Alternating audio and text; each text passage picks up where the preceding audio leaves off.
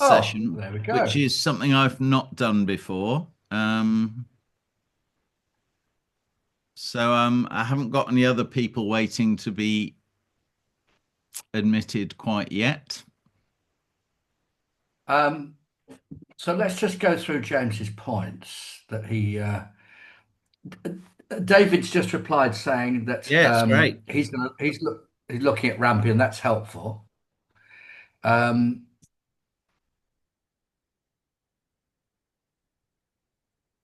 C-Link is critical. Um, I'm looking at the five. He's been looking at the five estuaries DCO and recommendation. Yeah, that's Um, right. It's quite a clever idea to see if Five Estuaries or Rampion themselves mention anything to do with Sea Link being important or, required, but they obviously don't. So, no, I mean I remember looking at five estuaries um, and finding that there was no mention at all.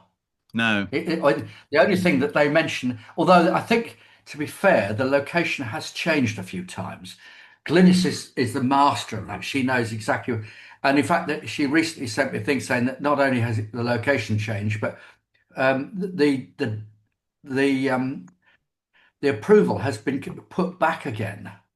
Um, the minister has just laid a an order before Parliament deferring the start date of five estuaries. I'm scrolling down trying to find Sure. it. I'm just a bit concerned where the others are because it's now over time and I don't see any of them currently waiting. Says no response from any of the other three at the moment. So, um, Do you want a mail? yeah, I'll try and send a quick email just to say, yep. Why don't you resend the link? James accepted the invitations, so he definitely should have the. Well, he might have kids and other Yeah, issues. If he's exactly. going on if he's going on holiday, it'd be fair to him. Yeah, he's at work still, I think, which is probably the only way he can do it.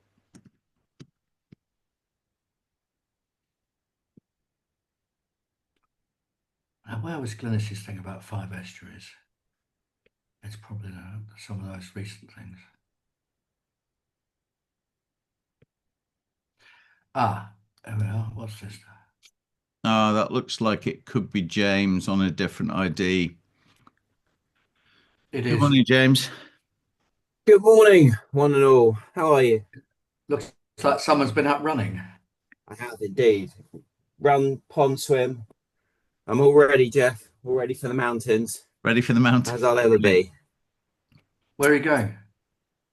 I'm going to a place called Valacine, which is the valley up from Chamonix, almost on the Swiss border. Know it. Yeah. You know it? Yeah. I used to be a climber, James, Okay. Well, as in mountain climbing. yeah, no, I get that. Well, the house that I'm going to, which is owned by my best man and his wife, who are total ski nuts, and they bought it before they even bought their London house, which gives you an idea, is a house built by an English climber in the first decade of the 20th century, Wow. and so forever known as the Chalet d'Anglais. And it looks it's rather wonderful actually, and it's not at all like a modern alpine chalet. Got some style. Anyway, Valicine's rather a nice, quiet place too, isn't it? It's well yeah. away from the hubbub of and the noise of Chamonix. Oh, Miles, absolutely. Well, it's a whole separate valley. Yeah, Um, exactly. yeah, Hmm. no, I like it. Sounds And that's fantastic. fortunate because they're there and they're not going anywhere else. So Good for you. that's where I take my credits. You have a great time. David's not joined Thank you. yet, but I mean, in the interest of time, don't you think we should probably crack on, everyone? Yeah, I do. Thanks, Rhett. So you've got the transcribe on, have you? Yes, I have got record on. Oh, So Yes. you've got record on. Perfect. Okay. So um, I think you've got a lot of good things knocking around in your two documents, no question about that. And I appreciate that they are very embryonic drafts, and the art is going to be drawing things together, but it's not just drawing things together. We've got to be very structured about the way we go about this. In my view, it is absolutely imperative that this document is a response, both in how it's headed and presented, and in how it deals with itself throughout, to NGET's deadline 5 rebuttal to us, because the issues have, I say, narrowed. I'm not sure they've actually narrowed, but we can now be, I think, really quite targeted about what we do.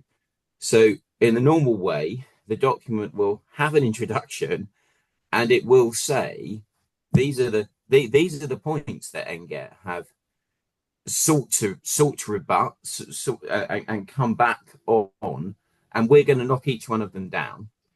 But we're going to do so, and we need to make this very clear, we're going to do so through absolutely irrefutable sources, the Secretary of State's own decision-making, and wholly objective evidence. And the reason that I want us to start with Clean Power 2030 and the NGET claim and the NGET position that this is critical and recognised as critical in Clean Power 2030, and that is a key plank, is because that's what East Suffolk have come on board on specifically, and it's because that is the area where I feel we can knock NGET's arguments down, and really decisively so, using the Secretary of State's own decision making.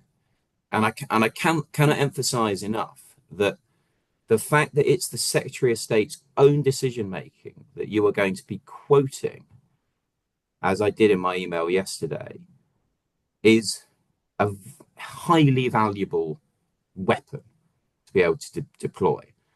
And the chronology is very important, because there can be no doubt whatsoever that the 5 Estuaries recommendation report was written not only well after Clean Power 2030, but entirely cognizant of Clean Power 2030. As I've set out in my email, referenced repeatedly, and the Secretary of State's decision on 5 Estuaries adopts all of that. And of course comes later still in the piece. So whatever NESO were saying, and you've got to keep using the right tenses, it's all perfect and imperfect tense for what NESO were saying in Clean Power 2030. It's not what the Secretary of State decided later. And this, James, is specifically in terms of no specific mention of C-Link being required, specifically it's better required than that, for Rex. those two. Okay. It's better than that. If you, I appreciate my email came my flurry of emails, but my longest email, they all came fairly late last night. It's better than that, because the 5 Estuaries recommendation report, and I've given you all the quotes, and I'm expecting you to just cut my text and dump it into your document. The 5 Estuaries recommendation report is explicit about what it is that is required for 5 Estuaries to connect into the network. And it's not just physical connection. It's to be connected into the grid, in the sense that they've obviously thought through, how is this going to work? And that's why they reference Norwich Tilbury, because it's a holistic network plan.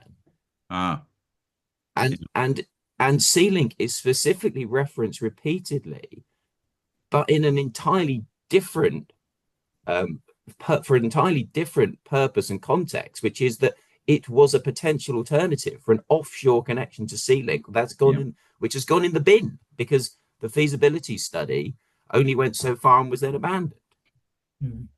So it's much better than that C-Link isn't mentioned. It's actually considerably stronger than that. And this helps undermine the criticality point. Yes. Right. Yes. That first bit of East Sussex document, which jumps on our criticality submission and says, look, how can C-Link even rely on EN1 when that itself is based on Clean Power 2030, but CESA shown that it all comes tumbling down. Yeah. Yeah. We need to reference that. Bring ourselves, take the Suffolk argument as well, show that we've understood that, and now take it on further by making it even better, further evidencing it through the 5 estuaries decision-making documentation. Okay.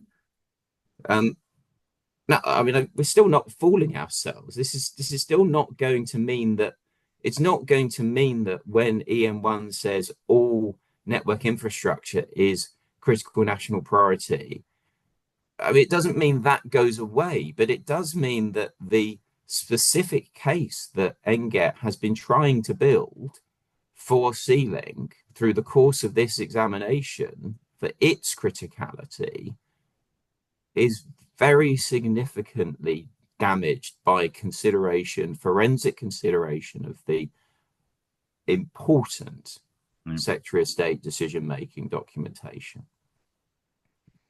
Yep. And that's then before we get to your very good technical arguments, engineering technical arguments about what can be done regarding reconductoring and new lines and so on and so forth. Okay. Now, I've thrown out some other ideas in my emails. You're going to have to keep working, read the NGET document, read it multiple times, make sure you have captured all the key points. So you are going to knock them down successively. I have every confidence that you will knock them down successively. I think there's an important point to be made about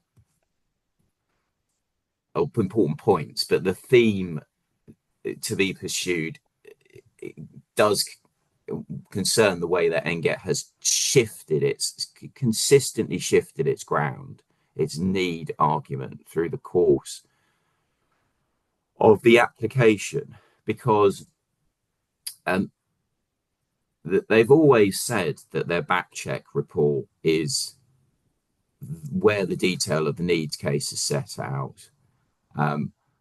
I know they've also got the planning statement, of course, but the back check report is what they've always come back to, and it's a December 2025 document. I think is it December 2025? It's certainly no, March 25.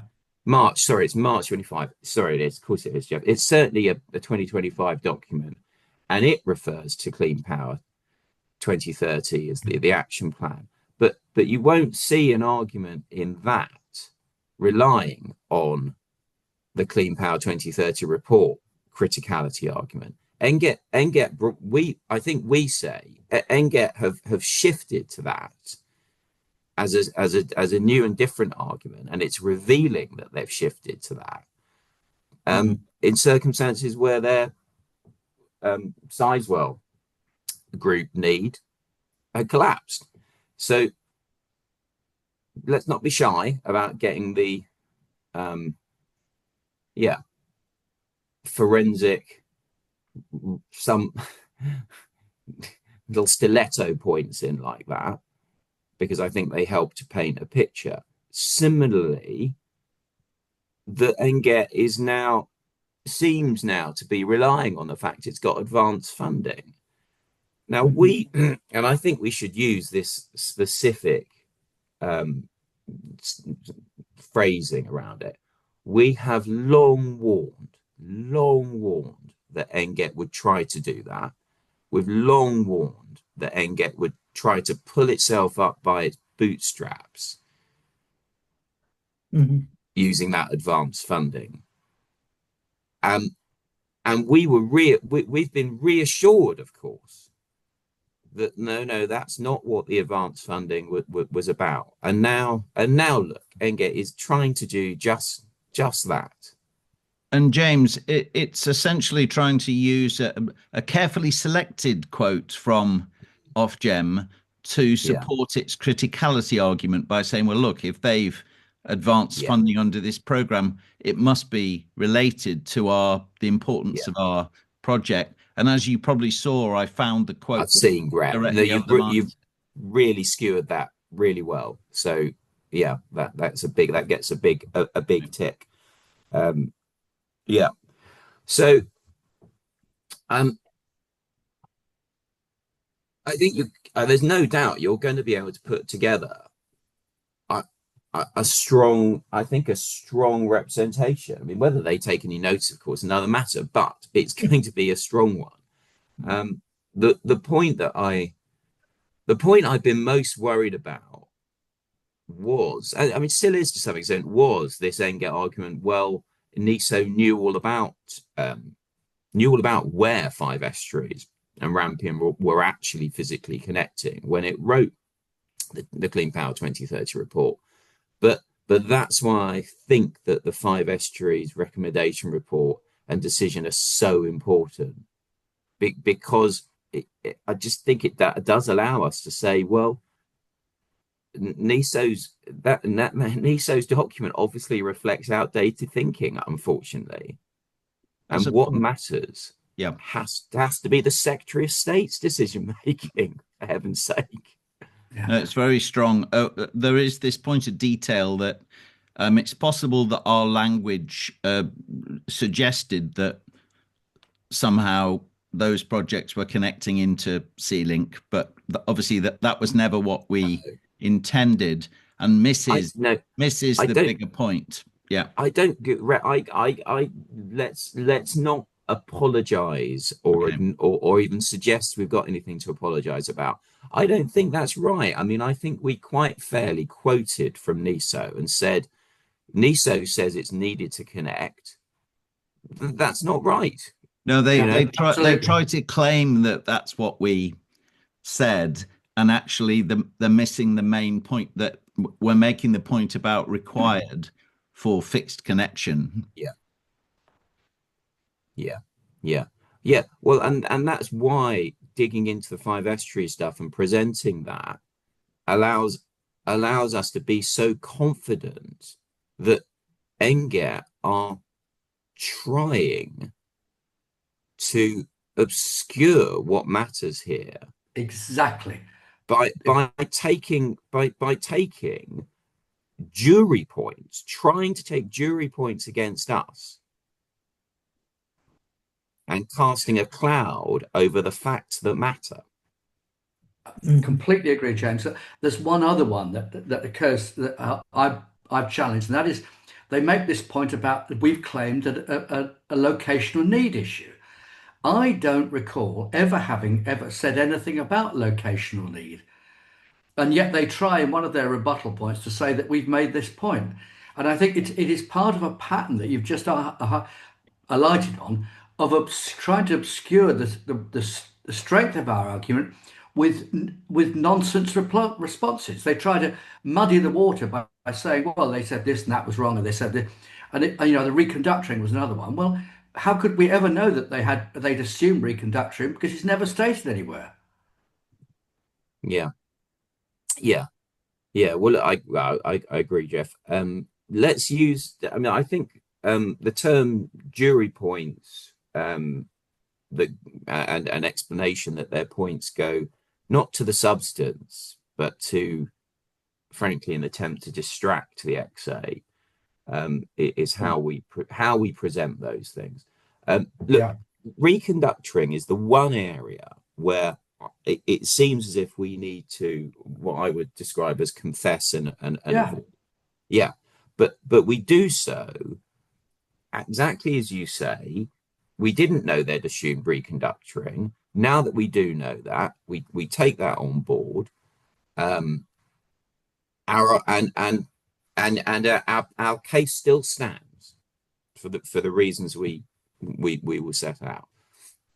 So we'd be very upfront about anything, and I think the reconductoring is the only one, anything where we need to think again because we have information that we didn't have. Yeah. Okay. Yeah. Now, in terms of timelines for this, I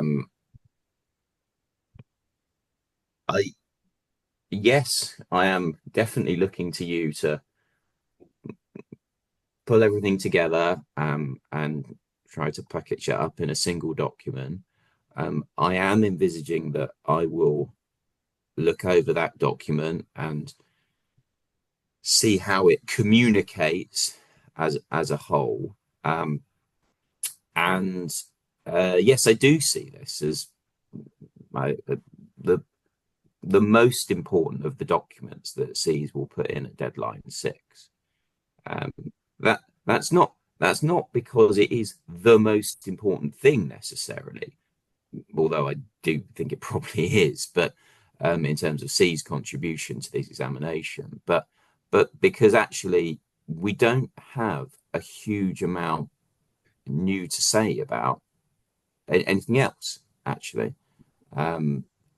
Our big issue, traffic and transport, we've got nothing to say further at the moment.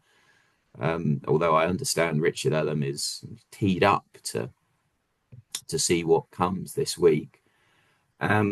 Rupert Thornley-Taylor has put together the noise, essentially DCO suggestion, noise requirement text. I do think SEAS should put that in. May I interrupt here? Rupert said it shouldn't go in, and the reasoning he said that was, he said it was the applicant's explanation, what the applicant wanted to put in. I'm a bit confused, so I'm going to go back to him and say, what do you exactly mean? He doesn't think it would go in, but I'm also confused. Yes, so I'm a bit confused because I know that's what you asked him to do, to draft, and he says it's not his draft, it's the applicant's draft. So I just have to go back. I mean, Rupert may mean, well, it's for the applicant to draft the DCO. Yeah. Yes, that's right. But Rupert's drafted a requirement, as I understood it. He drafted a requirement, and politically, presentationally, I can't see any harm, and I see some real benefit in the XA seeing that SEAS is across the board being helpful, being thoroughly credible, and where SEAS has an individual who the XA clearly regard highly as regards his area of expertise, SEAS are providing his contribution to the examination. So that's what Rupert would be doing in a sense. He'd be fulfilling the request of the XA to essentially example what the draft should look like. Is that fair? So suggested wording. Suggested wording. And that's and I mean, obviously this is a discussion that Rupert has been having through his evidence anyway. Yeah. Okay, well, I'll go back to him on that one. I don't know what he means, Glynis, actually. You were mentioning on timing, James, just in terms of us pulling something together and getting some kind of coherent one document to you, presuming it will be post-bedtime reading. And so, had you any thoughts on that later in the week, next week or something? Well, I think if you could get me something no later than midweek, is that feasible, do you think? I should think so. Jeff? Guys? Yeah, no, I think the sooner we get on with it, the better. Yeah. And I think David is of a like mind. Yeah, because I'd like to have looked over it and sent you any thoughts before the end of the working week. Yeah. The working, yeah, working week. Let's aim for us to Working try. holiday. Yeah, because Retta, are you yeah, we really want Retta, are you Monday. comfortable we can deliver for Wednesday evening? Yeah, and Wednesday, I think. Let's aim for that. Yeah. Okay. Yeah. Okay. And meanwhile, we'll be imagining you as. Have you ever seen the film Captain Fantastic? No. Fantastic film about a radical father who takes his kids into the wilds and the woods to show them the It's not benefits quite of. that, right?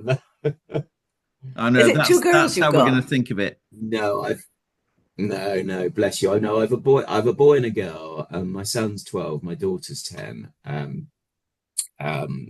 And they're delightful, but they're a handful. And my daughter is a medical marvel. She's officially epileptic, but she's touch wood, she's not had a seizure for 2 years since neurosurgery in late 2023. Gosh, Wow.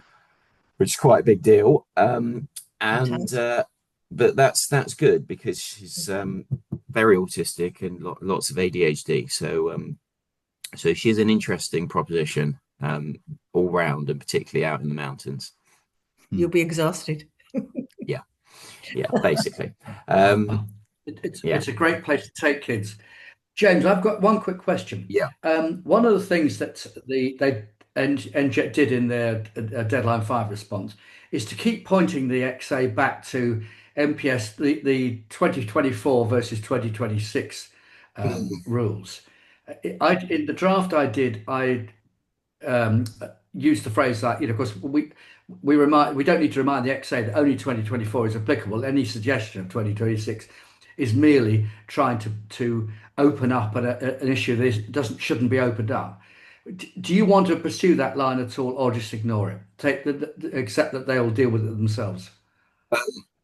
So the problem, Jeff, is it's actually much more complicated than that, which is really annoying. Yes, 2024 is the one that applies, but there is the catch-all, anything else relevant and important within the overarching section in the Planning Act that means that a draft MPS, like the latest one, can be something that legitimately the decision maker has regard to. So I think it would be better to be able to say credibly that there is no material change.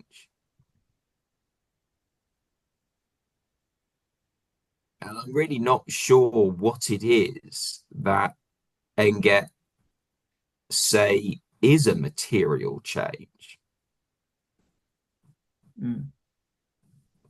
Do you have a sense for what they are? No, I mean bluntly, no, because on almost every grounds their case has collapsed. No, I mean between the two versions, between the two versions. No, in that context, no, I don't know. No, yeah. But I mean, I don't see any significant shift in wording, frankly. Is it a question that Rhett, that you could answer, you and Lewis? If James is scratching his head, then I'm not sure Lois is going to help much. Is this not something that you've actually had a look at before, James? Because do you remember there were those two? Yeah, I do. We've already covered this in some. We've already covered this in one of our previous submissions. So maybe we can try and borrow from that language. Yeah. I think NGET's best argument is, well, look, this is a more recent version of EN1, and we're still getting a a bit of a specific mention in it or a bit of specific support. But if it all comes back to Clean Power 2030, as I believe it does, well, how does that help them? And James, maybe there's something there, a big overreach just in terms of that idea that the XA should assume need under the new regime. Perhaps that's what they're. Well, that's what I read it to hinting me. at. Yeah. But that's what the present EM1 says anyway. That's what the applicable EM1 says. Okay, I see. Yeah. So, it's okay. It's a as the lead barrister for National NGET would say, we'll take that one away and get back to you if you don't mind. Yeah, well, it's a bit odd. I mean, shall we? Yeah.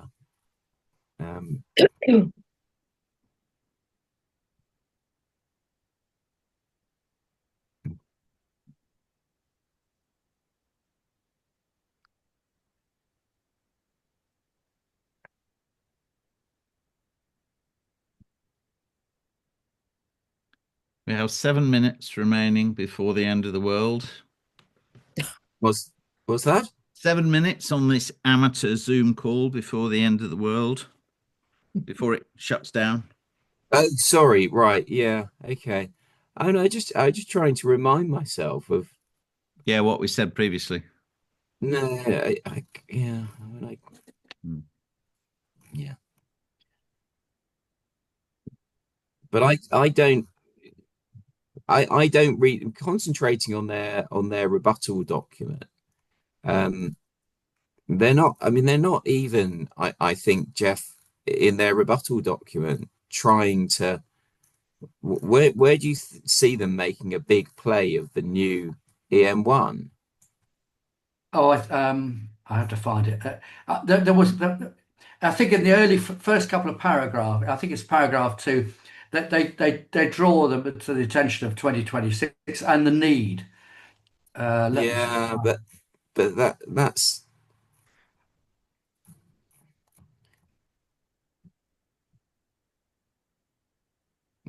There is no material change.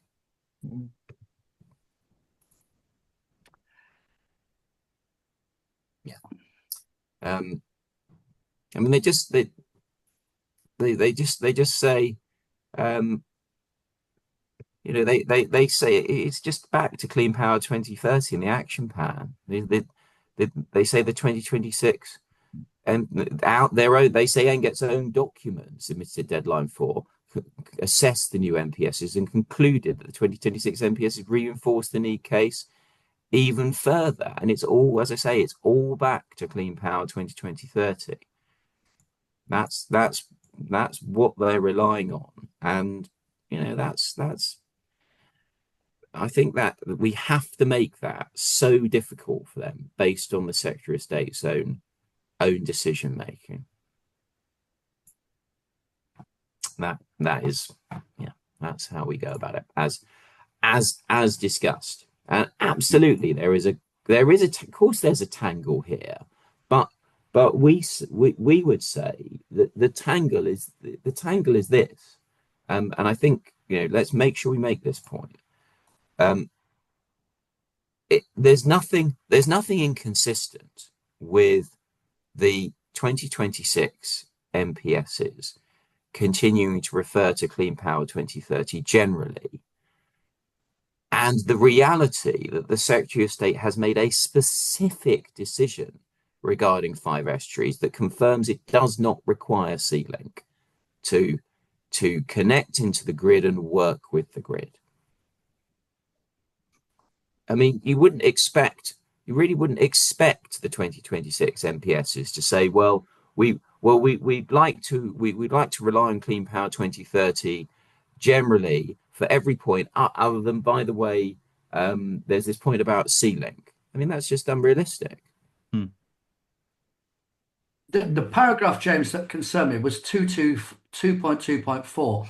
and That's where they quote. That's where they quote from the 2026 NPS, isn't it? Yeah, exactly. Yeah. No, but Jeff, you'll see that text is all about Clean Power 2030. Yeah. Yeah. And how they think Clean Power 2030. Yeah. Yeah. Which is why, the roads do lead back to there. And we've got, as I say, got to leverage the fact that East Suffolk have come in really strongly with us on this.